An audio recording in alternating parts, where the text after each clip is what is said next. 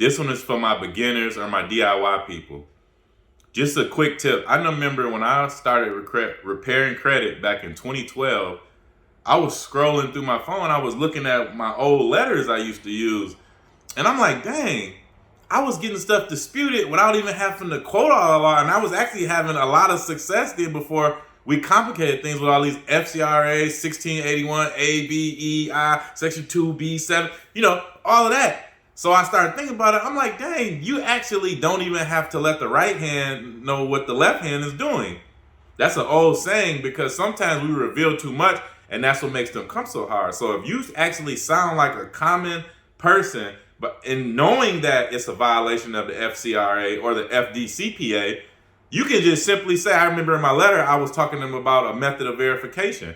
And I was letting them know, hey, look, this is a violation of the Fair Credit Reporting Act.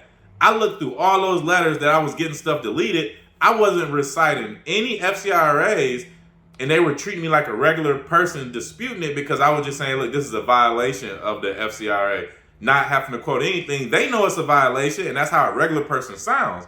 When you start sending in all of those codes and stuff, they like, man, this is a credit repair person or this is a lawyer behind this person. So that's what slows things up. So a quick tip, just if you want to simplify things and sound like a regular person,